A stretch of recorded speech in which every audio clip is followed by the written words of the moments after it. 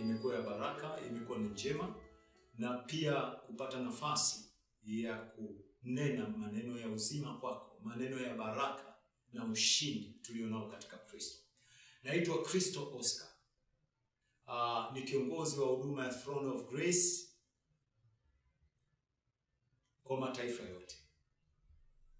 Na kukaribisha. Endelea kufuatana nami katika sehemu ya pili ya somo ambalo nimelianza na sasa naendelea nalo.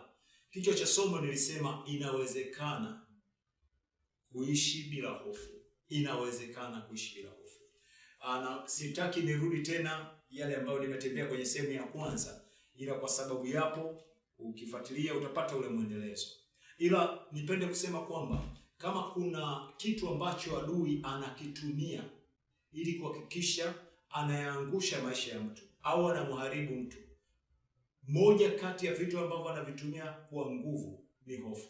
Hofu naweza nikasema ndio kama utendaji mzima wa shetani unakaa hapo.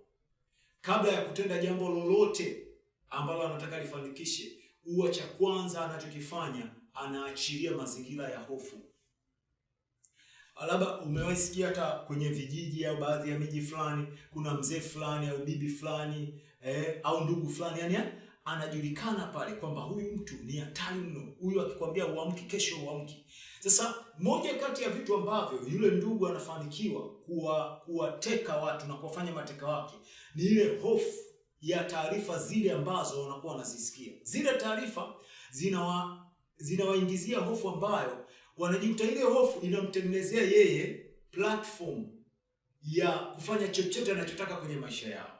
Ila akitokea mtu ambaye hana hofu, yule mtu kiukweli kwenye utendaji wa ulimwengu wao ni ngumu, kwa sababu shetani wakati wote anafanya kazi mahali penye hofu. Na ndio maana ukifuatilia fundisho la Kristo, msingi wake limebase pia kuing'oa hofu katika maisha yetu.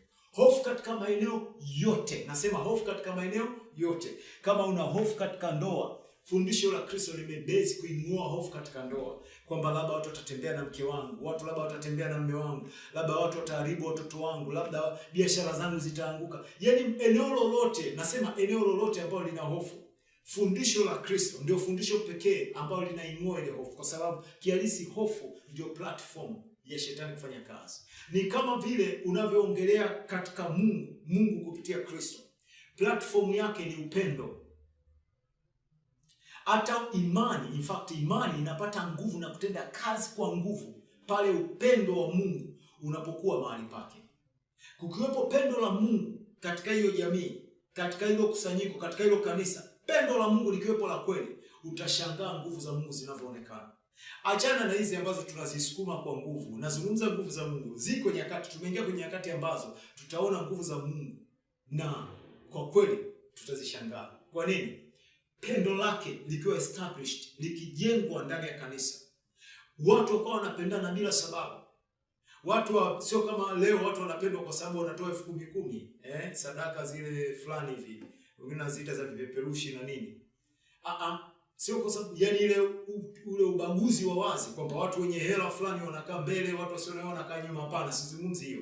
Nazungumza kanisa lile ambaye halimtazami mtu kwa namna yoyote ya mwili, kwa hali yoyote ya kimwili. Kanisa ambalo linamtazama mtu kwa hali yake ya roho, yani ile hali ya ndani. Kama vile unaposoma kwenye Matendo ya Mitume, nafikiri sura ya 6, wanapoongea habari za kuchagua watu waliojaa roho, walio na sifa njema, si na nini, ni wanachaguliwa kina Filipo na watu wengine ili wasimamie yale mambo ambayo kanisa lilikuwa linataka wasimamie. Sasa wale watu waliochaguliwa hawakuangaliwa fedha zao. Ukisikia zile sifa zilivyosema pale, hazihusiani na mwili kabisa. Na ndipo hapo ambapo kanisa linarudi sasa. Na Kristo analipeleka kanisa lirudi hapo. Lisiangalie mambo ya nje, lirudi kuangalia ile hali ya ndani ya rohoni. Mzee wa kanisa ni mzee kwa sababu anaweza kufundisha maneno ya Kristo. Mzee wa kanisa ni mzee kwa sababu anaweza kushughulikia hali za watu. Yaani kwamba watu wanakuja na changamoto, mapepo yamewafagaa, watu wanahangaika. Mzee wa kanisa anakemea mapepo, yanamwachia mtu. Mzee wa kanisa anaweka mikono juu ya wagonjwa, wanapata afya. Huyo ndio mzee wa kanisa, anatakiwa awe mzee. Naamini unanielewa. Ila ninachoongea ni nini? Nilikuwa naongea hofu. Na katika ile sehemu ya pili niliishia sehemu nikiwa naongea habari za Ayubu. Nikasema kwamba ni kweli Hebu tufungua kwanza ile Ayubu sura ya kwanza pale. Kuna vitu tuvione. Nikasema kwanza Ayubu sura ya 3 inaonyesha kabisa kwamba Ayubu kuna mambo ambayo Ayubu aliyahofia, na kwa kuyahofia yale mambo yakampata. Na nikasema kwamba ukisoma maandiko unajua unaweza usielewe kwamba ndio hayo. Lakini kihalisi kama hapa anasema kwenye ile sura ya 3, Ayubu sura ya 3 kuanzia mstari wa 25, anasema maana jambo hilo nilichalo hunipata, nalo linitialo hofu hunijilia. Nikasema ukisoma Biblia moja ya habari njema, Kiswahili cha habari njema, yenyewe inasema kila ninachokiogopa kimenipata. Inasema kile ninachokiogopa kimenipata. Ninachokihofia ndicho kilichonikumba. Kile ninachokiogopa kimenipata. Nilichokihofia ndicho kimenikumba.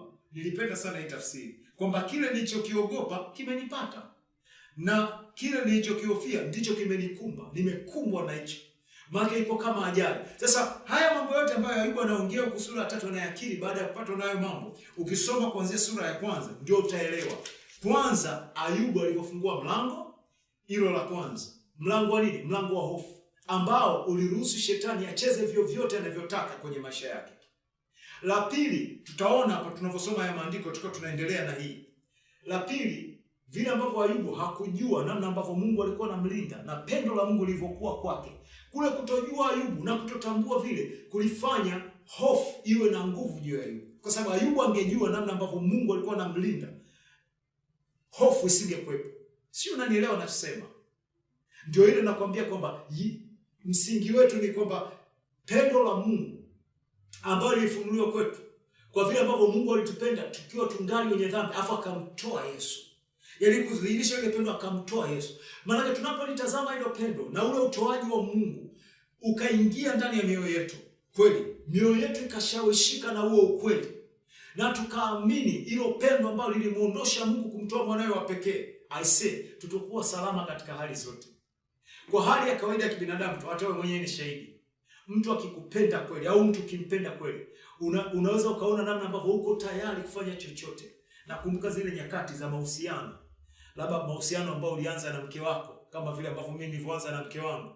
Yaani nilikuwa tayari kufanya chochote ambacho mke wangu labda atasema anakihitaji kipindi hicho akiwa mchumba wangu. Kwa nini? Lile pendo, ule upendo ulivyokuwa unanidrive ile mwanzo. Yaani najikuta naweza nikaenda saa yoyote.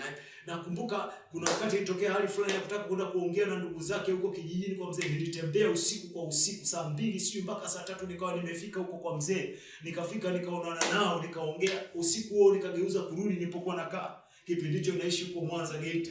Hivi unanielewa nasema. Sasa nini kilichokuwa kinaniendesha kufanya vile? Lile pendo. Sasa waza Mungu, yani anakupenda wewe. Yani amekudondokea niseme. Yani maviswahili yetu ya zamani anasema amekudondokea, amekufia. Yani Mungu anafika mahali ambapo anatoa mwanae wa pekee.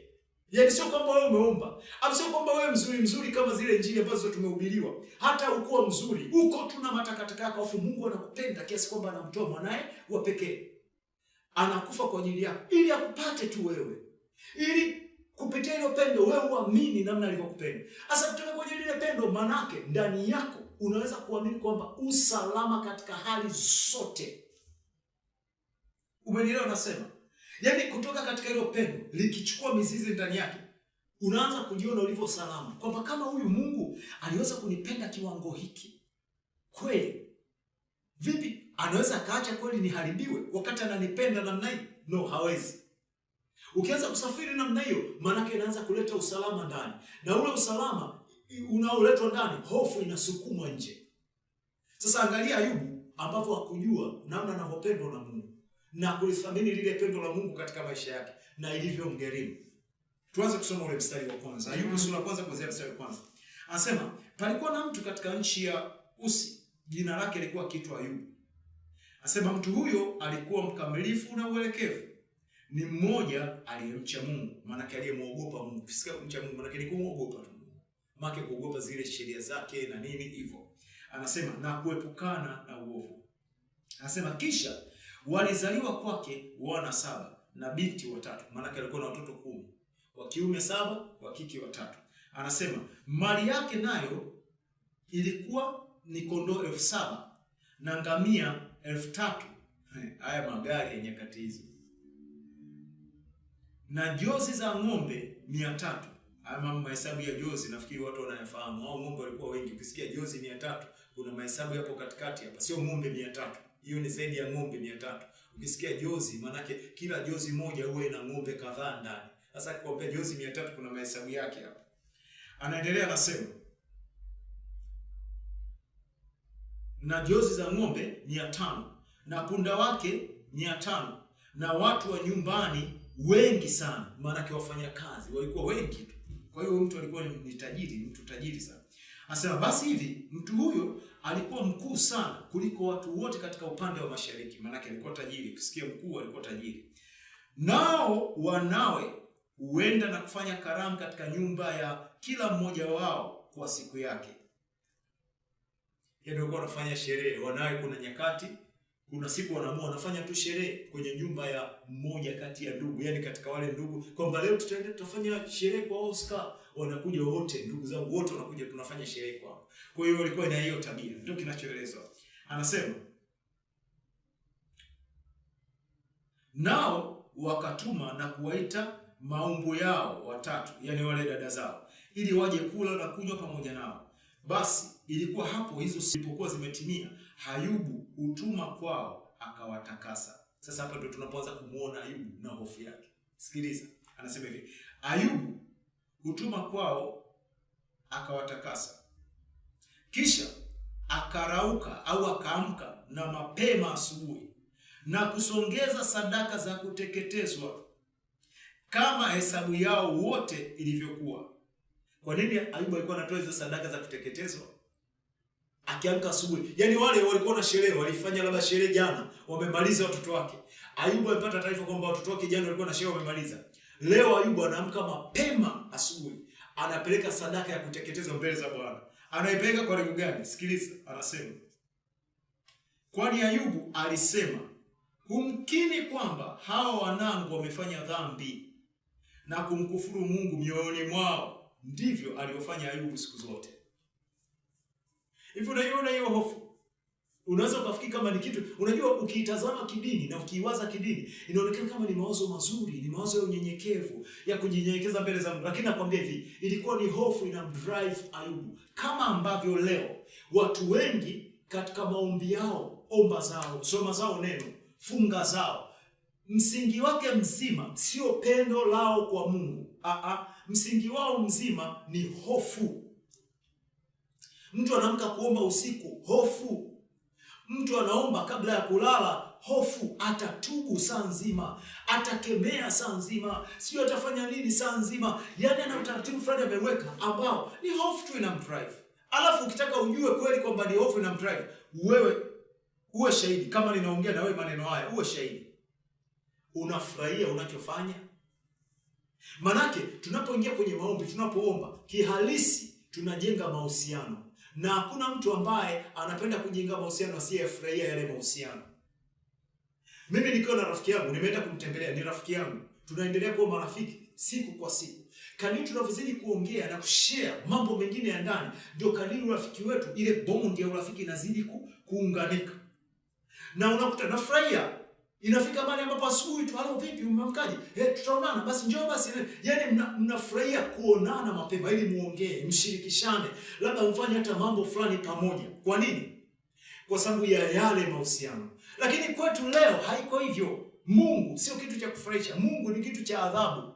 Kwanza tukikaa mbele za Mungu lazima utubu. Wakati mwingine unatubu na hata vitu ambavyo na wewe mwenyewe hujui. Unamwambia Mungu, naomba nisamehe hata nisizokumbuka. Unasahau kwamba katika agano lake yeye amesema Roho Mtakatifu atawakumbusha yote. Roho Mtakatifu atawakumbusha yote. Maana kama kuna kosa ulilifanya, Roho Mtakatifu ameletwa kwako ili kukukumbusha. Kwa nini unatoa hili? Kwa nini unajichosha kiasi hicho? Sasa katika ile agano Mungu amechukua nafasi yetu. Ameyafanya sisi tunapokea kile alichofanya, ikiwemo na Roho Mtakatifu aliyetupa kama zawadi kwa njia ya ahadi. Kwamba ametupa huyo Roho Mtakatifu abebe mzigo wetu. Mzigo gani? Kama kuna shida yoyote, Roho Mtakatifu ananiambia, Oscar, pale ulimkosea fulani, unatakiwa kurekebisha. Nimuombe msamaha yeye na niombe msamaha mbele za Mungu, kwamba Mungu hakunitarajia mimi kufanya hivyo. So Kristo, nashukuru kwamba hivi halitatokea tena. Nisamehe tu, halitatokea tena. Na yule ndugu pia nimwombe msamaha. Sio, unanielewa nasema? Naongea mahusiano hata katika maombi. Yaani kuna mahusiano. Yaani Mungu tunahusiana naye. Sio tunaomba kama tunakariri. Sio tunaomba kama vile Mungu tunayemwomba ni kiziwi. Hebu waza ndugu yangu, waza na mimi tu. Najua naweza nikaongea maneno, naongea maneno ambayo fresh sana, yanaonekana kama anakuvunja moyo. Ila sikuvunji moyo, ila napenda uingie ndani ya kweli hii ili uanze kufurahia Mungu. Hebu waza, unaomba nusu saa nzima. Ukiwa unaomba jambo moja, na katika hilo jambo unarudia edhifu Mungu asikii. Yaani kwamba kule kurudia kutamfanya asikie kwamba Baba onekana, Baba onekana, Baba onekana, Baba onekana, Baba onekana. Nimefanya hayo mambo, sikwambie hata mimi mwenyewe nilikuwa kwenye hivyo vifungo. Mimi na vita vifungo. Nimefanya hayo mambo, Baba onekana, onekana Baba, onekana nusu saa nzima. Aonekane katika nini? Je, uwezo ukamwomba tu mara moja na ukaamini kwamba amekusikia? Daudi alisema kwenye Zaburi akasema, yeye aliyeweka masikio asisikie. Nafikiri Zaburi 115 kama sikosei, sijui mstari wa ngapi, sijui 5 au 6, ila ni Zaburi 115. Anasema yeye aliyeweka masikio asisikie. Yaani Mungu mwenye ujuzi wa kuweka masikio kwako. Mimi nikiongea tu hivi mara moja umenisikia na umenielewa. Yaani yeye unamwambia kwa kurudia edhifu asikii. Ni sawa kweli? Hapana. Kuna shida. Dini kuna kitu imetufundisha ambacho sio sawa. Haijatufundisha mahusiano ambayo haya anayaongea. Sasa Ayubu, hofu inampeleka, anaanza kutubu bila kuwa na hakika kama kweli wanao wamekosa au hawajakosa. Mfano, wakati ametoa hizi sadaka na kutubu kwamba huenda wamefanya dhambi, labda hawakufanya dhambi, unafikiri nini kinatokea? Ile sadaka inaongea nini mbele za Mungu? Maana ni hofu, inafunua hofu. Sikiliza hapa tunavyoendelea. Anasema hivi: ilikuwa siku moja ambayo hao wana wa Mungu walikwenda kujihudhurisha mbele za Bwana. Maanake watu wa Mungu walikuwa wanaomba, wana wa Mungu walikuwa wanaomba. Anasema mbele za Bwana. Shetani naye akaenda kati yao. Shetani naye alijihudhurisha mbele za Bwana. Hapa sasa siku tunayoongea shetani ndio tutaelewana vizuri. Anasema Bwana akamuuliza shetani. Hebu sikiza Bwana anapomuuliza shetani. Yaani haijakaa vizuri kabisa. Anasema Bwana akamuuliza shetani, umetoka wapi wewe? Yaani tuko zaidi kumuuliza shetani umetoka wapi, inaonyesha kabisa huku ambako Bwana anamuuliza shetani ni mwenyeji, ila alikuwa ametoka, hakuwepo. Hiyo tayari inafunua kwamba shetani ni mwenyeji hapo. Kwamba umetoka wapi? Maana sijakuona muda hapa. Sijakuona huko mpaka huo nakuona. Umetoka wapi? Hilo la kwanza. Lakini la pili ambalo ni napenda hili ulidake vizuri. La pili ni kama vile kwamba yaani Mungu anafunua kwamba shetani umetoka wapi? Manake kama shetani akiwa mahali fulani hayuko mahali pengine. Unanielewa ninachosema? Nasema hivi, kama shetani akiwa Buguruni hayupo Posta. Yaani ni Dar es Salaam, naongelea Dar es Salaam, hata sijaongelea Tanzania. Naongelea Dar es Salaam. Kama shetani mzima, nasema shetani, sio mapepo, nasema shetani mwenyewe akiwepo Buguruni hayuko Posta. Hayuko Kigamboni. Hayuko Mbezi. Hayuko Mbagala. Hivi unanielewa nasema? Yuko Buguruni. Hiyo ni moja kati ya sifa za shetani. Kwa nini? Yeye ni kiumbe. Hayuko kama Mungu. Mungu yeye yuko kote. Ndio maana anaona yote. Ndio maana anajua yote. Wamepishana mbali mno na shetani. Sasa sikiza hapa anavyoendelea kumwambia. Anapomuuliza. Anasema Bwana akamuuliza shetani, umetoka wapi wewe? Ndipo shetani akamjibu Bwana na kusema, natoka katika kuzunguka duniani na katika kutembea huku na huku humo. Kisha Bwana akamuuliza shetani, je, umemwangalia huyo mtumishi wangu Ayubu? Hivi unasikia hata hiyo toko ya mazungumzo kati ya Mungu na shetani? Yaani Mungu anaongea na kitu kawaida, lakini leo si kwa nini tuwaka tunahubiri kama Mungu amepaniki na shetani. Yaani kama kuna namna shetani ni msumbufu. Tutakuja kuelewana vizuri tukiongea kwenye hilo somo la shetani. Shetani ni nani? Tutajifunza. Maana shetani ni adui yetu, ila lazima tujue huyo adui anafanya kazi ili tumweke anapotakiwa kukaa na tuone ushindi. Anaendelea anasemaje? Anasema hivi. Bwana akamuuliza shetani, je, umemwangalia huyo mtumishi wangu Ayubu? kwa kuwa hapana mmoja aliye kama yeye duniani, mtu mkamilifu na uelekevu, mwenye kumcha Mungu na kuepukana na uovu. Ndipo shetani akamjibu Bwana na kusema, je, sikiza shetani anamjibu.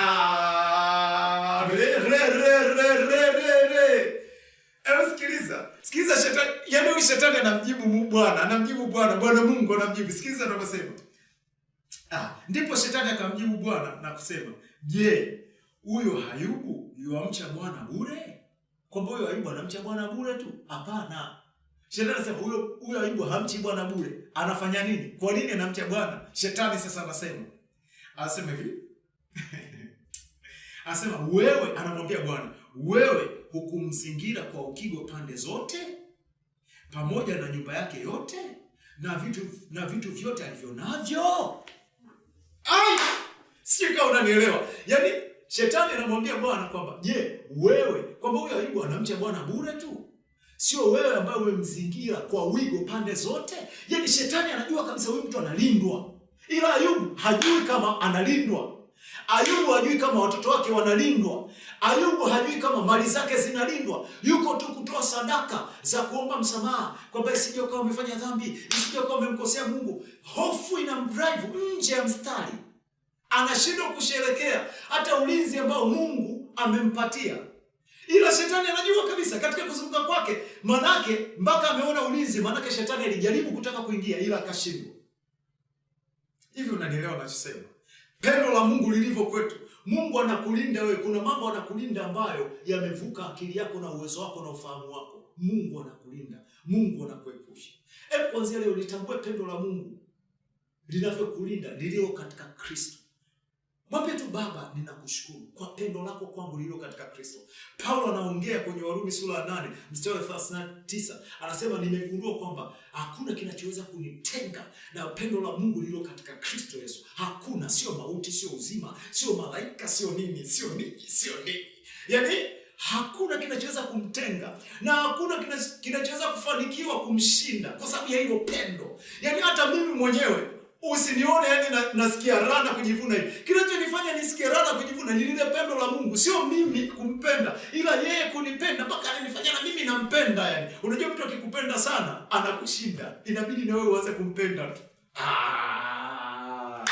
Umenielewa anachosema? Sasa Ayubu hakuwa anajua haya yote. Shetani anafunua siri kwamba kumbe Ayubu alikuwa analindwa. Vitu vyake vilikuwa vinalindwa. Anasema hapa shetani, anasema, hebu nirudie tena huo mstari.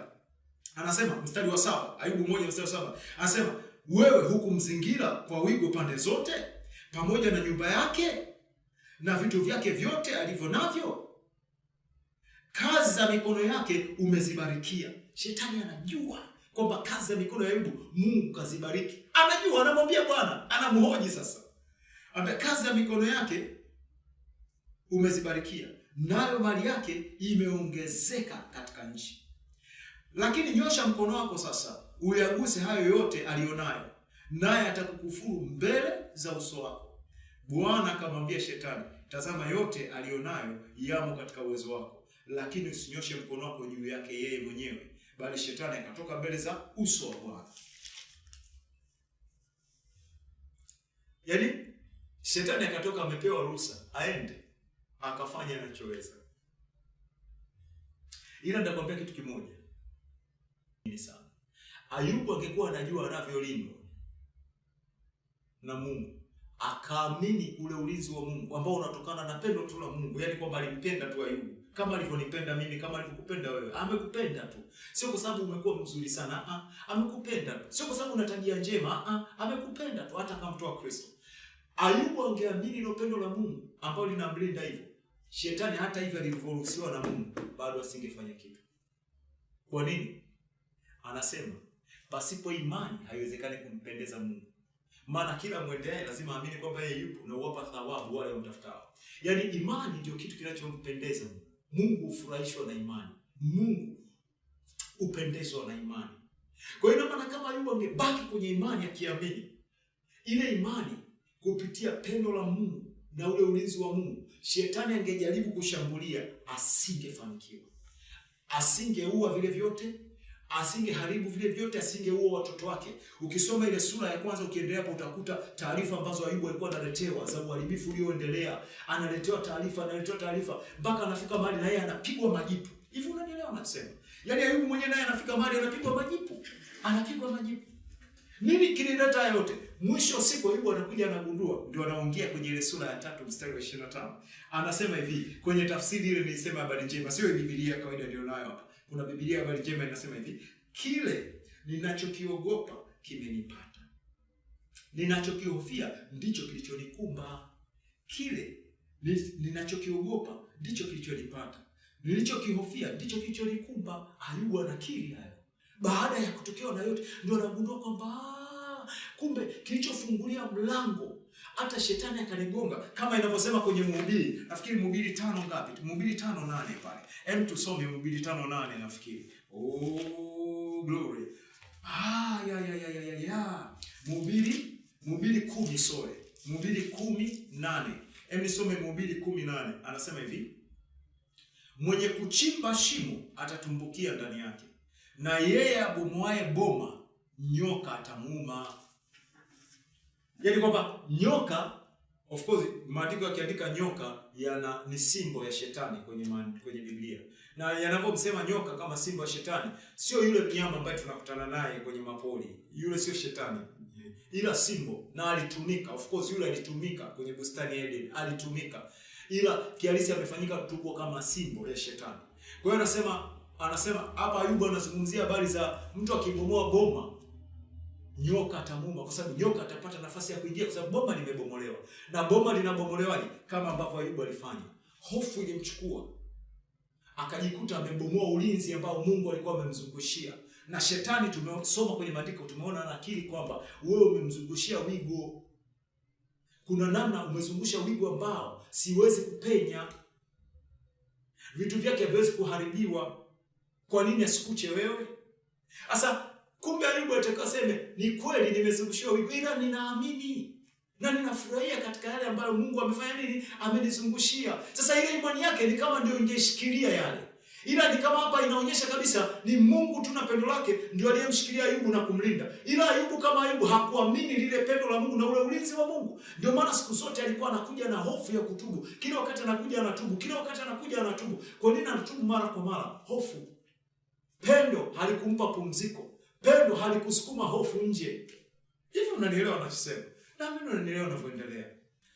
Kumbuka, msisitizo wangu wa msingi kwako ni kwamba Yesu ni pendo la Mungu kwetu, ambalo linatupa hakika ya usalama na ulinzi na kuisukuma hofu nje. Yesu ni pendo la Mungu kwetu. Na Yesu ni neno lile analolisema. Hebu tulisoma kwenye ile part 1 ya hili somo. Tulisoma waraka wa kwanza wa Yohana sura 4 mstari wa 10 na nikaieleza kwa kina. Ukifuatilia utaona kama wewe utakuwa unanielewa hapa ninavyoongea. Yesu ni pendo la Mungu. Lakini ukisoma pia Yohana sura 8 mstari wa 25. Yohana sura 8 mstari wa 25 kuna kitu Yesu aliwajibu. Yohana sura 8 mstari wa 25, napenda nisome hapo. Anasema hivi. Yohana sura 8 mstari wa 25. Basi wakamwambia, nani wewe? Yesu akamwambia, hasa neno hilo ninalowaambia. Hasa neno hilo ninalowaambia. Maana yake wao walikuwa wanamuuliza. Ukianza mstari wa 24 anasema, kwa hiyo naliwaambieni ya kwamba mtakufa katika dhambi zenu, kwa sababu msiposadiki ya kuwa mimi ndiye, mtakufa katika dhambi zenu. Basi wale wakamuuliza, au Mafarisayo wakamwambia, nani wewe? Yesu akamwambia, hasa neno hilo ninalowaambia. Maana hilo neno ninalosema na ninyi ndio mimi. Unajua Yesu sio mwili. Yesu sio ile bode. Yesu ni yale maneno anayosema na sisi. Yesu ni maneno gani? Haya ninayosema na wewe. Kwa sababu mimi siongei Oscar hapa. Naongea Kristo. Yaani haya maneno nayoongea na wewe ndio Kristo. Yaani ukiyashika haya maneno, moyo wako ukayachukua haya maneno, hofu lazima ipishe njia. Hofu ndani yako ni giza. Hofu ndani yako ni mamlaka ya shetani. Shetani anapata nguvu na kutesa maisha yako kupitia hofu ambayo imo ndani yako. Tumeona kwa Ayubu hapo. Nimewatembeza kwa Ayubu. Namna ambavyo Ayubu alikaa kwenye hofu. Akafanya vitu vinaonekana vya kimungu lakini chini ya msingi wa hofu. Kama ambavyo leo wengi wetu tunaomba na kuomba sana kila siku, ulali bila kuomba. Ila kwa nini ulali bila kuomba? Unaogopa utakabwa usiku. Unaogopa utaota ndoto za ajabu ajabu. No, hebu acha kujitesa namna hiyo. Hebu kuanzia sasa acha hata zile unakemea masaa mengi unakemea. No, anzisha mahusiano. Niamini ninachokwambia. Ingia tu kwenye maombi, mshukuru Mungu kwa ajili ya pendo lake. Lishangae. Hebu lishangae kwa maana uwe driven, uendeshwe na hisia, uendeshwe na ule moyo wa picha ile mtu anavyokupenda. Anapokupenda namna ambavyo wewe ufai, ustahili kupendwa, ustahili kupewa hiyo position, kama anavyosema katika waraka wa kwanza Yohana sura ya 3 mstari wa kwanza, anasema tazameni glory. Anasema tazameni ni pendo la namna gani aliyotupa Baba, kwamba tuitwe unajua msori bwana. Yaani unajua mimi nikisema haya maneno najisikia kama nachani, kama napasuka vile. Anasema tazameni. Yaani kwamba yaani fungua macho, ona. Anasema tazama. Anasema tazama nini? Tazama pendo. Anasema la namna gani? Hii namna gani? Maana ameshindwa kitu cha kufananisha nacho. Kwamba namna gani? Yaani namna gani? Ni kama miguu ya waleta habari njema. Anasema ni mizuri kama nini? Yaani ameshindwa kupata cha kufananisha nacho. Yaani uzuri wa miguu ya wanaoleta habari njema. Kama hivi habari njema anazoleta kwako, ili hofu ipoteze nguvu kwako. Hizi ni habari njema. Anasema ni mizuri kama nini? Miguu yao. Yaani kama nini? Dhahabu? Hapana. No. Dhahabu ni nzuri lakini haijafika miguu ya wanaoleta habari njema. Ni nini? Kama Tanzanite? Hapana. No. Tanzanite ni nzuri na ina thamani lakini haijafikia miguu ya wanaoleta habari njema. Sasa hata ili pendo nasema tazameni ni pendo la namna gani? Manake ili pendo halina mfano.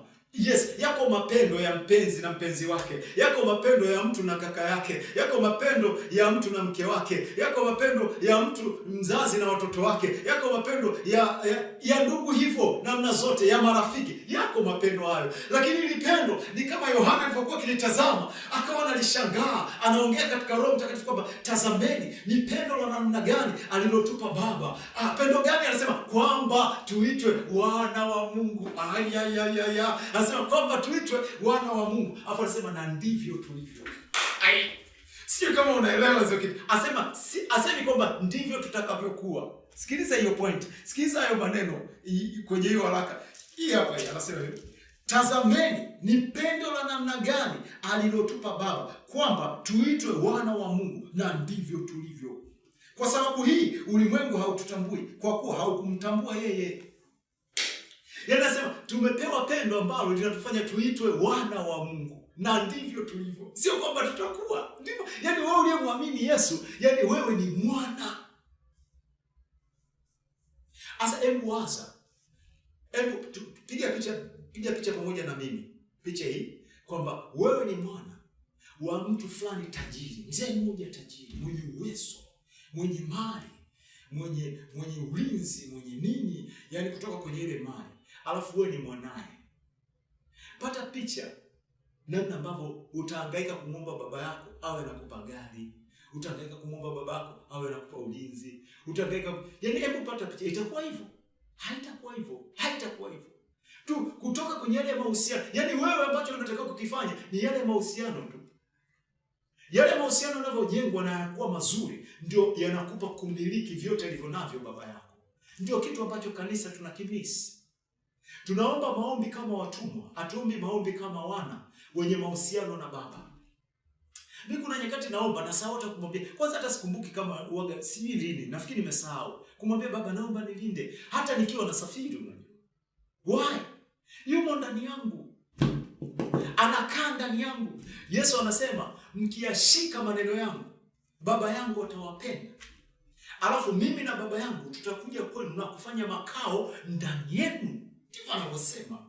Yumo ndani yangu. Asa waza kama Baba yuko ndani yangu. Baba anatembea na nini? Ana jeshi la malaika. Ana wazee 24. Yaani hebu ipate ile picha yote ya Baba anavyozunguka. Maana yake hiyo yote imo ndani yangu. Naomba ulinzi kwa ajili ya nini?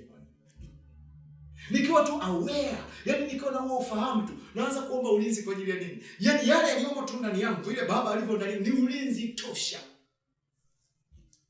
Alafu wewe ufahamu wangu unavokaa hivyo, shetani naye anajua kwamba ninajua. Mfano kama hapa shetani alipokuwa anaongea kwa Ayubu, alikuwa anajua kabisa kwamba Ayubu hajui. Ndio maana alipokuja kwa Ayubu akaanza kumpepeta anavyotaka. Ila Ayubu angekuwa anajua, tungesikia Ayubu akiongea katika kule kujua kwake.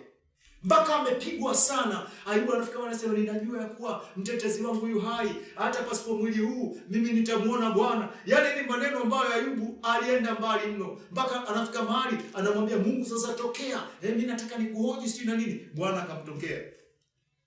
Sema ile Ayubu kuanzia 39 unakuta Bwana alimtoka, alimuuliza maswali magumu sana. Ayubu akashindwa kujibu. Mwisho anasema nifumbe kinywa changu nisiendelee tena, nimekukosea Bwana. Sijui nini na nini. Bwana anamwambia kama wewe mwanaume funga mkanda kiunoni, tuendelee kuhojiana. Ayubu alishindwa kutambua pendo la Mungu. Alishindwa kutambua namna Mungu alivyompenda na kumlinda. Akaruhusu hofu, akawa na uhusiano na Mungu kutoka kwenye platform ya hofu, na hofu ikaruhusu mashambulizi yote ya shetani. Shetani akaingia akapiga. Mimi nasema hivi, haijalishi shetani ameruhusiwa au hajaruhusiwa, ila kama ndani ya moyo wako hakuna hofu, maana yake anayetawala ni Mungu. Kwa sababu Mungu, nilisema katika ile ya kwanza, nisema hapo mwanzo kulikuwa na neno, naye neno alikuwa kwa Mungu, naye neno alikuwa Mungu. Neno ni Mungu. Na huyu neno ni Yesu. Huyu neno akikaa ndani yako, maana yake Mungu amekaa ndani yako. Na kama neno amekaa ndani yako na wewe unamtegemea na unamtazama huyo, maana yake hakuna kinachoweza kushindana naye. Kwa nini anasema ndani yake nani neno? Ndani yake nani neno? Anasema ndimo ulimokuwa uzima. Anasema nao ule uzima ulikuwa nuru ya watu, ufahamu wa watu. Nuru ya watu, maendeleo. Anasema ufahamu, anasema maendeleo ulikuwa nuru ya watu. Anasema nayo nuru yang'aa gizani, wala giza halikuiweza. Inatoka kwenye nini? Kwenye neno. Kuna namna vitu vitajaribu kushindana na wewe, havitakushinda. Kwa nini? Kwa sababu lile neno lilo ndani yako. Na ndio maana Yesu aliongea kwa habari ya mpanzi, akaonyesha vile namna ambavyo neno linawindwa kwenye maisha ya watakatifu kuliko kitu chochote. Sikiliza. Kama kuna kitu kinawinda, kama kuna kitu ambacho shetani anakiwinda kwenye maisha yako, ni maneno ya Kristo. Haya maneno unayosema na wewe, shetani hatataka yakae kwako. Unajuaje kwamba hayakaa kwako? Katika fikra yako. Vile ambavyo una muda ya kutafakari tena na tena. Unatafakari shida zako, unatafakari changamoto zako, unatafakari kodi, unatafakari hii, unatafakari wachawi, unatafakari nini? Vile unavyotafakari hayo mambo ndio yanakumiliki. Kwa hiyo maana ukichange unapotafakari. Ndio maana Warumi anasema, Warumi 2:2 anasema geuzeni kwa kufanya upya nia zenu ili mjue ni nini yaliyo mapenzi ya Mungu, yaliyo mema, yakupendeza na makamilifu. Kwa hiyo maana ninageuzwa kwa kutafakari.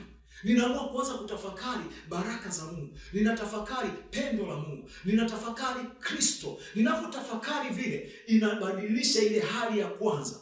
Kwa hiyo kama kulikuwa na milango yoyote ya hofu ambayo ilikuwa inaruhusu nishambuliwe, ile milango inaanza kufungwa vile ninavyoendelea kutafakari Kristo. Nimeeleka ninachosema. Na mimi naelewa ninachosema. Nimeleka kuonyesha nini? Nimeleka kuonyesha lile pendo la Mungu lilo katika Kristo. Anasema ni pendo na mgani alitupa Baba kwamba tuitwe wana wa Mungu, na ndivyo tulivyo. Yaani wewe ndivyo ulivyo, ni mwana wa Mungu. Kwa hiyo ina maana mbingu nzima inajihusisha kwako. Mbingu nzima iko kwa ajili yako. Kumbuka Yesu wakati amebatizwa, Mungu akatangaza kwamba huyu ni mwanangu mpendwa, ninayependezwa naye. Mungu anapendezwa na wewe katika Kristo. Mungu akikutazama wewe anakutazama katika Kristo. Yaani Kristo ndio vazi lako, ndio kioo cha Mungu kukutazama. Ndio maana hawezi akaona makosa yako. Na hii ndio maana ya neema. Neema manake Mungu hahusiani na wewe moja kwa moja kutoka kwenye yote unayofanya au unayowaza. Anahusiana na wewe kupitia Kristo. Kwa nini? Kwa sababu ndani ya Kristo mnapokutana na Mungu, Kristo ndio ukamilifu wako. Kwa hiyo ukikutana na Mungu ndani ya Kristo, unaingia mule, unakuwa perfect, unakuwa uko kamili, uko sawa, hauna kilichopungua, hauna ulichokosea, yani uko kamili. Vile Kristo alivyo ndio na wewe unavyokuwa, na ndio Mungu anahusiana na wewe. Lakini ukija kuhusiana na Mungu nje ya Kristo, kwa bidii ya matendo yako, imekula kwako. Hofu lazima ikupige inavyotakiwa. Kwa nini naongea hivi? Isaya 58:14 anasema hivi, mtajengwa katika haki. Raba heka zeve kazobo kotila bangi zikato zeka tozo boska. Kuna mtu anatoka kwenye hofu, anaposikia maneno hofu inamwachilia. Isaya 54 mstari wa 14 anasema hivi: utathibitika katika haki, utakuwa mbali na kuonewa, kwa maana hautaogopa. Kumbe watu wanaonewa kwa sababu wanaogopa. Kuna maonezi yanaendelea kwenye maisha yako kwa sababu uoga umeshika hatamu kwenye maisha. Lakini hapa anasema utathibitika katika haki. Kuthibitika katika haki kunafanya uwe mbali na kuonewa. Kwa nini unakuwa mbali na kuonewa? Kwa sababu hautaogopa. Unaacha kuogopa. Kama vile Daudi anavyosema katika Zaburi 23 ule mstari wa 4 nafikiri, anasema hivi: nijapopita kati ya nijapopita kati ya bonde la uvuli wa mauti sitaogopa. Kwa nini haogopi? Kwa sababu amethibitika katika haki. Kuna namna Daudi alijua haki ya Mungu inafanya kazi kwake. Alipojua ile haki ya Mungu inafanya kazi kwake, akaikamata, na kwa kuikamata akawa fearless. Hivyo unanielewa? Akawa fearless, akawa mtu asiyeogopa. Na ndio maana Afrika bwana anasema nijapopita kati ya bonde la uvuli wa mauti. Ni bonde ambalo watu wanakufa, ila yeye anasema nijapopita kati ya bonde la uvuli wa mauti sitaogopa mabaya. Ina maana yako mabaya yanaendelea katika hilo bonde, ila yeye haogopi. Kwa nini haogopi? Anasema kwa maana wewe Bwana uko pamoja nami. Hiyo ni haki ambayo Daudi alijengwa katika hiyo, alikuwa established katika hiyo. Ukisoma katika Biblia ya Kiingereza neno hili linasema you shall be established. Manake utajengwa. Hii hapa anasema utathibitika. Manake ni kama utahakikiwa. Utakuwa utahakikiwa. Yaani hii ni mambo kama yale ya TRA yale. Yaani wanahakiki mahesabu yako, au mambo ya wale watu wale wa mambo ya chakula TBS, wanahakiki ubora wa bidhaa yako, wanaihakiki. Manake ndio kuthibitika. Sasa ukithibitika katika haki ambayo ni Kristo, haki yetu kumbuka ni Kristo. Haki yetu haitokani na matendo yetu. Haki yetu ni nani? Ni Kristo. Ndio maana tumehesabiwa haki bure kwa neema. Anasema kwenye Warumi sura ya 3 kule. Weka kidole hapo kwenye Isaya, nitarudi. Ila twende kwenye Warumi sura ya 3 pale. Kuanzia mstari wa 19 kuna kitu nataka niongee wakati tunaendelea. Kwa nini? Nachoongea ni jambo la maana sana ili kwako. Warumi sura ya 3 kuanzia mstari wa 19 anasema hivi: basi twajua ya kuwa mambo yote inenayo torati huyanena kwa hao walio chini ya sheria. Maana hao ambao torati inawahusu. Paulo hapa alikuwa na address ndugu zake Wayahudi, maana hao ndio waliopewa torati. Sisi hatujapewa torati. Anasema hivi: ili kila kinywa kifumbwe na ulimwengu wote uwe chini ya hukumu ya Mungu. Kwa sababu ya torati ulimwengu wote unawekwa chini ya hukumu ya Mungu, kwa sababu hakuna mtu anaweza kutimiza torati. Anaendelea anasema, kwa sababu hakuna mwenye mwili atakayehesabiwa haki mbele zake kwa matendo ya sheria. Kwa maana kutambua dhambi huja kwa njia ya sheria. Wakati wote sheria ikiletwa katika namna yote imekuja kutambulisha dhambi, sio kumfanya mtu awe mwenye haki. Narudia tena. Wakati wote sheria ikiletwa ikatambulishwa kwako. Mfano kama vile Musa alipokuwa anawaambia usizini, usiibe, usitamani nyumba ya jirani yako, sijui usifanye nini. Alikuwa anaitambulisha dhambi. Ambao ukiendelea kwenye hii Warumi sura ya 7 kule kuanzia mstari 7, Paulo anafika mahali anasema nisingejua kutamani kama sheria isingeniambia usitamani. Anaendelea sema nyingine huko kwenye ile 7 anasema dhambi bila sheria imekufa. Kwa hiyo maana ile dhambi ife ni lazima uiondoe sheria, kwa sababu sheria ndio chakula cha dhambi ili iwe hai. Hivi mmenielewa? Nasema sitaki niende sana huko, nataka niongee haki tu hapo, na lengo langu ni haki. Anaendelea anasema lakini sasa reka kokozika tayabo. Lakini sasa haki ya Mungu. Okay, kumbe kuna haki ya Mungu afu kuna haki ya mwanadamu. Hizo haki zote zinaenda kwa Mungu.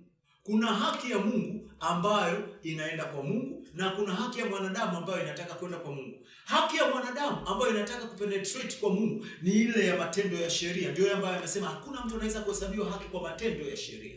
Maana yake kwa kuifuata sheria. Haki ya Mungu ni nani? Haki ya Mungu ni Kristo. Yaani Mungu aliona kwa sababu watu wameshindwa kuifanya ile matendo ya sheria, hata kuipata ile haki, yeye awafurahie, akaamua kutengeneza haki ya kwake kwa njia ya Kristo. Maana Kristo akafa na akawakomboa waliokuwa chini ya hiyo sheria, ili kupitia imani yao kupitia yeye waokolewe, wahesabiwe haki Kuokolewa manake ni kufufuliwa, manake ni kutolewa mautini, manake ni kuhesabiwa haki bure. Ndio wokovu ambao Kristo kaufanya kwetu, na ndio pendo la Mungu. Sasa manake wewe ukustahili, unastahilishwa. Haujafanya tendo lolote linalokufanya ustahili, ila unastahilishwa. Hivi unanielewa ninachosema? Naongea haki ili tukirudi kule tumalizie kusimama juu yale maneno, ili kupe ujasiri wa kutembea hapo. Kwa sababu kule anasema utajengwa katika haki. You shall be established. Utajengwa katika haki. Unajengwa vipi? Ndio haya maneno nayoongea kwako. Yakikaa ndani ya moyo wako, ukaijua haki yako iliyo katika Kristo, manake unaacha kuonewa. Kwa sababu unajua sio katika bidii yako, sio katika matendo yako, ila ni katika Kristo. Kwa hiyo imani yako katika Kristo inaposhika vizuri, hata kama ikatokea ukakosea, yale makosa yako hayaruhusu shetani akufanye vyovyote anavyotaka, kwa sababu umekosea. Kwa sababu unajua kabisa haki inayonisimamisha mimi mbele za Mungu kwa ujasiri na kunifanya niwe sawa na Mungu ni Kristo. Na nikisema hivi sina maana kwamba nakuruhusu ufanye chochote, ila kadiri hii haki inavyojengeka ndani yako, utajigundua huwezi kufanya chochote. Huwezi kufanya chochote. Inafika mahali dhambi inapoteza nguvu kwako, kwa sababu unakuwa hauko chini ya sheria, bali uko chini ya neema. Anasema Warumi sura 6 mstari 14, anasema dhambi haitawatawala ninyi, kwa kuwa hamko chini ya sheria, bali mko chini ya neema. Kukaa chini ya sheria maana kujaribu kutenda matendo ya sheria kunafanya wewe uwe na dhambi na utawaliwe na dhambi. Ila kukaa chini ya neema kunafanya dhambi ipoteze nguvu kwako. Na kukaa chini ya neema ni kukaa chini ya nani? Kukaa chini ya Kristo. Kwa sababu neema ni Kristo. Neema sio somo. Neema ni mtu anaitwa Kristo. Hai. Na ndio huyo ambaye anatuhesabia haki. Tunapomwamini huyo neema, anatuhesabia haki bure. Haki bure vipi? Sio kwamba haijalipiwa hiyo haki, ameilipia uhai wake. Amemwaga damu yake ambayo ni uwakilishi wa uhai wake. Ameilipia kwa gharama kubwa sana. Kwa nini? Sisi pia ni wa gharama bwana. Wewe ni wa gharama. Ndio maana umenunuliwa kwa gharama. Hakuna kitu kinachoweza kununuliwa kwa gharama ndogo wakati ni cha thamani. Hakuna kitu cha namna hiyo. Vitu vyote vinauzwa sawa sawa na gharama yake. Yaani yule mtengenezaji anajua gharama ya hii kamera, gharama ya hii gari, gharama ya hii nyumba ni milioni 500. Hiyo ndio sawa. Maana mtu anapokuja kutoa milioni 500 kuinunua hiyo nyumba au kununua hiyo gari milioni 300, maana ndio gharama ya hiyo gari. Hela anayotoa na ile gari anayonunua vina gharama sawa. Kwa hiyo ina maana Yesu wakati analipa gharama kukupata wewe una thamani ya ile gharama ambayo Yesu kailipa. Na ndio pendo la Mungu. Naongea habari za pendo la Mungu, unajua, ambalo linatupa nje hofu. Kwa hiyo ina maana Yesu Kristo mbele za Mungu ni sawa na wewe. Na ndio maana ametumika kama gharama ya kukununua. Ukishindwa kumtambua, unashindwa kutambua kitu kikubwa sana ambacho Mungu kafanya kwenye maisha yako. Kwa sababu hiyo ndio gharama pekee ya thamani ambayo inafunua na gharama ulionayo, kwa sababu yeye ndiye aliyekununua. Yeye ndiye akakufanya uzaliwe katika haki. Hii haki ambayo umepewa ni zawadi, ni asili. Hii haki ambayo umepewa ni zawadi, ni asili. Ni asili. Kwa nini nasema ni asili? Uraki ya bosa. Ndarudi tena huko, niendelee mbele. Ndarudi huko, niendelee tena mbele. Anasema hivi kwenye Wakorintho wa pili sura 5 mstari 21. Anasema yeye asiyejua dhambi alimfanya. Nani ambaye alikuwa hajui dhambi? Yesu. Nani alimfanya Yesu kuwa dhambi? Mungu. Soma kwenye Biblia yako. Anasema yeye asiyejua dhambi alimfanya kuwa dhambi kwa ajili yetu. Kwa nini kwa ajili yetu? Aliwekwa kwenye position ambayo tulikuwa tunastahili kuwekwa. Kwa nini alimfanya dhambi? Sio kwamba alimbebesha dhambi. Unajua kumbebesha dhambi na kufanya dhambi ni vitu viwili tofauti. Manake Mungu aliingia kwenye ile asili iliyomo ndani yake ya dhambi. Kwa nini? Alichukua ile asili ya dhambi ya Adam na Eva, akaiweka ndani ya Kristo ili ukombozi uwe kamili. Alimfanya kuwa dhambi kwa ajili yetu ili sisi tupate kuwa haki ya Mungu katika yeye. Kwa hiyo kwa kumwamini Kristo, na sisi pia tunafanyika kuwa haki ya Mungu. Tunapokea ile asili ya haki ndani yetu ambayo ni zawadi. Kwa nini ni zawadi? Hatujaifanyia kazi yote. Ndio hiyo inasema kwenye Warumi 5:17. Anasema zaidi sana wao wapokea wingi wa neema na kipawa cha haki. Arikatika kakazavaketabo, maneno matamu kuyaongea. Anasema zaidi sana, wao wapokea wingi wa neema na kipawa cha haki watatawala katika mmoja, watatawala katika yule mmoja, Yesu Kristo. Wewe umepewa neema na kipawa cha haki, unapokea tu. Yaani sio kwamba kuna kitu unafanya, unapokea. Unapopokea kuna vitu vinafanyika kwenye maisha yako. Na ukipokea lazima uwe aware na vitu ulivyopokea, kwamba ninayo asili ya haki ambayo ni kipawa. Ndio hiyo inafika mahali Paulo anatangaza hata imekuwa mtu akiwa ndani ya Kristo amekuwa kiumbe kipya. Kwa nini? Asili yake imechange. Na ndio kanachosema. Turudi pale kwenye Warumi ili tumalizie pale Isaya. Warumi 3 anaendelea kuongea, nilikuwa naendelea kuongea haki ya Mungu namna ambavyo imetufikia. Anasema lakini sasa haki ya Mungu imedhihirika pasipo sheria. Maana hii haki imepatikana pasipo sheria. Anasema inashuhudiwa na Torati na manabii. Ni haki ya Mungu ni nani? Kristo. Anasema ni haki ya Mungu iliyo kwa njia ya imani. Katika nani? Katika Yesu Kristo, kwa wote waaminio. Yaani haki tunahesabika kuwa wenye haki kwa Mungu kwa imani tu, kwa kumwamini tu Yesu. Anasema maana hakuna tofauti, kwa sababu wote wamefanya dhambi na kupungukiwa na utukufu wa Mungu, na wanahesabiwa haki bure kwa neema yake. Unakumbuka nilikwambia neema ni Kristo na ni zawadi ambayo tunahesabiwa haki bure. Anasema wanahesabiwa haki bure, sio kwa matendo, bure. Ukimwamini Yesu unahesabiwa haki bure. Naona kama nimejaa, haya maneno haya. Wanahesabiwa haki bure kwa neema yake. Maanake bila matendo yake. Akisema kwa neema yake, Waefeso sura ya 2 mstari wa 8 anasema mmeokolewa kwa neema kwa njia ya imani, ambayo hiyo haikutokana na nafsi zenu, ni kipawa cha Mungu, wala si kwa matendo, ili mtu yoyote asije akajisifu. Asije akajisifu nini? Kwamba unajua mimi niliokolewa. Unajua mimi kabla ya kuokolewa kwanza niliacha kuvuta sigara. Unajua mimi kabla ya kuokolewa niliacha kufanya uzinzi. Unajua mimi kabla ya kuokolewa niliacha uchawi. Haiko hivyo. Unaokolewa kwa neema. Maanake unaokolewa katikati ya matakataka yako. Mungu anakujia ukiwa pale na matakataka yako, anakuokoa. Na ndio maana ya wokovu, na ndio maana ya neema. Ndio maana Yesu anasema, njooni kwangu ninyi nyote msumbukao na wenye kulemewa na mizigo, nami nitawapumzisha. Nani anayesema hivyo? Neema. Jina lake jingine linaitwa Kristo Yesu. Anasema njooni kwangu. Atafanya nini? Atawapumzisha. Anasema mzigo wake ni mwepesi, nira yake ni laini. Anasema utapata raha nafsini mwako. Mathayo sura 11 mstari 28 mpaka 31. Yapo hayo maneno. Hivi unaelewa anachosema?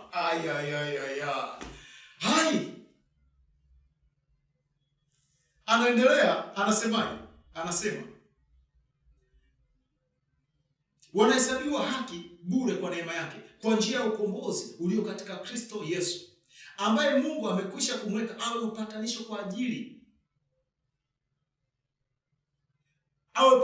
kwa njia ya imani katika damu yake, ili aonyeshe haki yake kwa sababu ya kuziachilia katika ustahimilivu wa Mungu dhambi zote zilizotangulia kufanywa. Dhambi zote Yesu aliziachilia, dhambi zote zilizotangulia kufanywa. Maana yeye ndio ukombozi na ndiye alitutoa katika yote.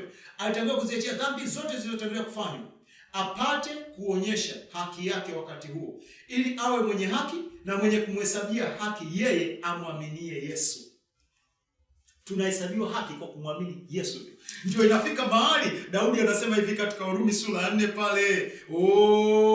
Rebo satayaba. Nisome kuanzia mstari wa kwanza, nimeruka. Warumi sura 4 kuanzia mstari wa kwanza, afu turudi Isaya kama muda wetu utaturuhusu. Anasema Warumi sura 4 kuanzia mstari wa kwanza, anasema basi tusemeje juu ya Ibrahim baba yetu kwa jinsi ya mwili?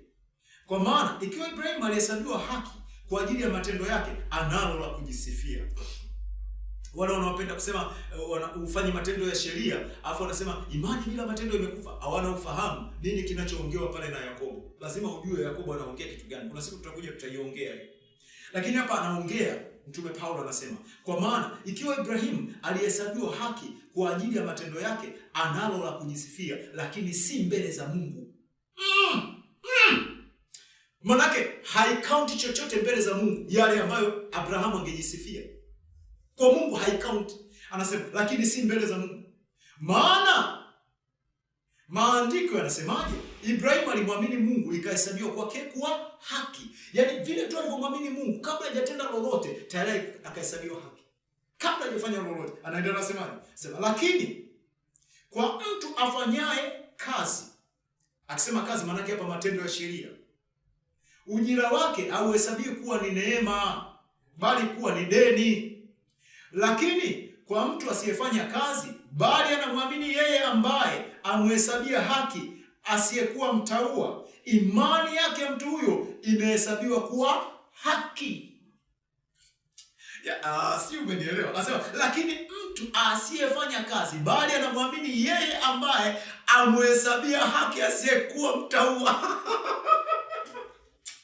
Yaani anamhesabia haki, yaani anamwamini yule ambaye wanaweza kuhesabia haki wasiostahili kuhesabiwa haki. Maana matendo yao hayaonyeshi kama wanastahili kuhesabiwa haki. Ila huyo mtu anamwamini sasa, huyo nani? Yesu. Kwa kumwamini Yesu anahesabiwa haki bila tendo lolote. Kwa kuamini tu anahesabiwa haki. Ndivyo tulivyohesabiwa haki mbele za Mungu. Na hiyo ndio haki ya Mungu nyakati hizi tulizo nazo. Haitokani na matendo yoyote ya sheria katika maisha yetu. Anaendelea na maisha, anasemaje? Anasema kama vile Daudi aunenavyo uheri wake mtu yule ambaye Mungu amhesabia kuwa na haki pasipo matendo. Anasema heri waliosamehewa makosa yao na waliositiriwa dhambi zao. Yaani dhambi zimesitiriwa. Anasema heri mtu yule ambaye Bwana hamhesabii dhambi. Daudi anasema heri, wamebarikiwa watu namna hiyo. Heri yule ambaye Bwana hamhesabii dhambi. Bado Daudi aliongea katika level ya chini sana. Ila katika level yenyewe ni kwamba dhambi imechukuliwa. Hivi nini hasa anachoongea? Ndiko hasa naweka msingi wa haki. Haki ulionayo. Kwa nini? Kwa sababu ile Isaya 54:18 ambayo anasema utathibitika katika haki. Kwa sababu mimi sipendi uonewe. Anasema hapa utakuwa mbali na kuonewa. Sipendi uonewe. Ndio maana anakuonyesha ufunguo ambao utafanya usio unaonewa kokote, kazini, kwenye biashara, kwenye mambo yoyote ya maisha yako. Thibitika katika haki, hautaonewa. Kwa nini? Hautaogopa. Wakati wote chochote unachokiogopa au unachokihofia au ulicho na wasiwasi nacho, manake kinafunua kwamba haujajengwa katika haki kuhusiana na jambo hilo. Ukijengwa vizuri katika haki kwenye jambo hilo, hofu inaondoka, uoga unaondoka, mashaka yanaondoka, wasiwasi unaondoka, na unakuwa you are more than a conqueror. More than a conqueror. Zaidi ya mshindi. Anaendelea hapa anasema utakuwa mbali na kuonewa kwa maana hautaogopa, na mbali na hofu kwa maana haitakukaribia. Hofu haitakukaribia. Na utakuwa mbali na kuonewa kwa sababu hauogopi. Na kutokuogopa sio kitu unajifanyisha, kwa sababu ni kitu kinakaa ndani ya roho. Ni kitu kinakaa ndani ya moyo. Ila vile unavyojengwa katika hii haki ambayo nimeiongea, ambayo ndio hasa pendo la Mungu kwetu, ndivyo ambavyo uoga, hofu, mashaka, wasiwasi vinatupwa nje. Hebu waza maneno kama haya ya Timotheo wa kwanza 1:7. Anasema kwa maana Mungu hakutupa roho ya hofu, bali ametupa roho ya nguvu, roho ya upendo na akili timamu. Yaani Mungu anakataa kwamba hajatupa roho ya hofu. Waza pendo kama hilo. Kwa unaweza ukasimama tu ukasema no, sijapewa roho ya hofu na siwezi kuogopa chochote. Siwezi kuhofia chochote. Siwezi kuwa na wasiwasi chochote. Sijapewa hiyo roho. Maana ninapofanya meditation na kusema maneno hayo mara kwa mara, kufanya meditation, yale maneno yanaanza kukaa ndani yangu, yanaingia ndani yangu, yanakuwa sehemu ya maisha yangu. Hofu inapoteza maana kwenye maisha yangu. Waza maneno kama Warumi 31 mpaka 39. Anasema Mungu akiwa upande wetu, ni nani atakuwa kinyume chetu? Who can be against us? Tena Kiswahili kinasema Mungu akiwa upande wetu. Ila ukitafsiri vizuri kutoka kwenye Kiingereza nasema if God be for us, who can be against us? Maana Mungu akiwa wa kwetu. If God be for us, maana Mungu ni wa kwetu. Kupitia kumwamini Kristo, Mungu tunamposesi, anakuwa wa kwetu. Afu anauliza, nani anaweza kuwa kinyume chetu? Maana hakuna anayeweza kuwa kinyume chetu. Hebu nisome hiyo Warumi ninapomalizia kwa sababu muda wangu umeisha. Anasema, basi niseme nini juu ya hayo? Mungu akiwepo upande wetu, ni nani aliye juu yetu? Yeye asiyemwachilia mwana wake mwenyewe, bali alimtoa kwa ajili yetu sisi sote, atakosaje kutukirimia na mambo yote pamoja naye? Mambo mema yote. Kama alimtoa Yesu, hayo mengine yote kwa nini asiyatoe? Maana lazima ayatoe. Maana Yesu ndio alikuwa wa thamani kuliko vyote hivyo ambavyo unavihitaji. Yesu ndio alikuwa wa thamani. Kamtoa huyo. Sasa hivyo ni nini? Maana hii fikra ibadilike kuhusu unavyomtazama Mungu katika pendo lake. Anaendelea sema, ni nani atakayewashtaki wateule wa Mungu? Mungu ndiye mwenye kuhesabia haki. Kumbuka ile haki imetuhesabia kwa njia ya imani, sio kwa matendo. Kwa hiyo hakuna mtu anaweza kukushtaki wewe kwa sababu yeye ndio amekuhesabia haki wewe, sio mwanadamu. Whatever wanadamu waongee vyovyote wanavyoongea, ila wewe amini tu kwamba wewe ni mwenye haki katika Kristo, inatosha. Anaendelea anasemaje? Anasema, ni nani atakayewashtaki wateule wa Mungu? Mungu ndiye mwenye kuhesabia haki. Ni nani atakayewahukumia adhabu? Kristo Yesu ndiye aliyekufa. Naam, zaidi ya hayo amefufuka katika wafu, naye yuko mkono wa kuume wa Mungu, ndiye anayetuombea. Kwa nini amekufa? Kwa sababu mshahara wa dhambi ni mauti. Ameshasimama katika nafasi yangu, amelipa kile ambacho kingenifanya mimi nife. Kwa hiyo mimi nachukua nafasi yake, yeye amechukua nafasi yangu. Yeye amekufa ili mimi niishi. Yeye alikuwa mwenye dhambi ili mimi niwe haki. Yeye alikuwa laana ili mimi niwe baraka. Ndio maana anasema amelaaniwa kila mtu angekuwa juu ya mti. Anasema Kristo alitukomboa kutoka katika laana ya torati. Ukisoma kwenye Waefeso, kwenye Wagalatia sura ya 3 mstari 13 na 14. Kwa nini? Kristo alikuwa anafanya yote hayo. Ilikuwa ni mbadilishano kati yangu mimi na yeye. Hilo ni pendo la Mungu. Ndio maana hapa anaongea hivyo. Anaendelea anasema, ni nani atakaye tutenga na upendo wa Kristo? Anatafuta Paulo. Anasema, je, ni dhiki? Je, ni shida? Je, ni adha? Au njaa? Au uchi? Au hatari? Au upanga? Au hilo lolote ambalo unafikiri labda linaweza likakutenga? Anauliza Paulo. Anaendelea anasema, kama ilivyoandikwa ya kwamba kwa ajili yako tunauawa mchana kutwa, tumehesabiwa kuwa kama kondoo wa kuchinjwa. Lakini katika mambo hayo yote tunashinda, na zaidi ya kushinda, kwa yeye aliyetupenda. Tunashinda kwa sababu tumetambua kwamba tumependwa. Tunashinda sio kwa sababu tunafunga. Akufunga ni kuzuri, sikatai ufunge, hata mimi huwa nafunga. Kuomba ni kuzuri, sikatai uombe, hata mimi huwa naomba. Lakini tunashinda katika yeye aliyetupenda. Tunashinda na zaidi ya kushinda kwa kutambua pendo lake, kwamba alitupenda tungali wenye dhambi. Huko kutambua hilo pendo ndio kunafanya tushinde na zaidi ya kushinda. Anaendelea anasemaje? Anasema, kwa maana nimekwisha kujua hakika ya kwamba wala mauti wala uzima wala mamlaka wala malaika wala wenye mamlaka wala yaliyopo wala yatakayokuwapo wala wenye uwezo wala yaliyo juu wala yaliyo chini wala kiumbe kingine chochote hakitaweza kututenga na upendo wa Mungu ulio katika Kristo Yesu Bwana wetu. Umebarikiwa wewe. Pendo la Mungu ambalo limekufanya uhesabiwe haki mbele zake ili ustahili haya yote ambayo yameyasema, liko ndani yako. Litambue hilo pendo. Likubali hilo pendo. Abudu ndani ya hilo pendo. Mtukuze Mungu ndani ya hilo pendo. Msifu Mungu ndani ya hilo pendo. Utashangaa zile hofu zako zote zinakata. Kuna wakati niliwaambia kanisani, nikamwambia hata usiku umeota kwamba unakimbizwa au wachawi wamekukaba, ukiamka acha kuhangaika na kukemea wachawi. Mshukuru Mungu kwa pendo lake. Mshukuru Mungu kwa wokovu wake. Mshukuru Mungu kwa ile damu ya thamani ambayo imekufanya uwe mwenye haki. Mshukuru Mungu kwa ile pendo la kwamba wewe ni mwanae. Anasema pendo la namna gani lile? Mshukuru kwa njia hilo tu. Afu lala. Kadiri unavyozidi kukaa pale, manake ndio unayofanya yale maneno yanakuwa strong ndani yako, hayaibiwi. Shetani anatuibia yale maneno ya thamani yasiyo na nguvu ndani yetu, hata akafanya hizo hali zife. Pale tunapoanza kuweweseka na kuhangaika kukemea, fanya nini? Maana kuzunguka kwa watumishi wa Mungu tunashinda kung'ang'ana na hilo neno, kulishikilia hilo neno, kugombana kama vile ambavyo Yakobo aligombana na yule malaika, alimshikilia kwamba usiponibariki sikuachilie. Hata alipoumizwa kwa kutenguliwa chini ya uvungu wa paja lake, bado Yakobo hakumwachilia. Na mwisho wa siku alifanya nini? Alibarikiwa. Akamwambia, hautaitwa tena Yakobo, utaitwa Israeli. Manake son of God. Manake son of prince. Manake mtoto wa kifalme. Anasema umeshindana na Mungu, umeshindana na wanadamu, na wewe umeshinda. Ile tafsiri yake nyingine Kigiriki inasema mtoto wa kifalme.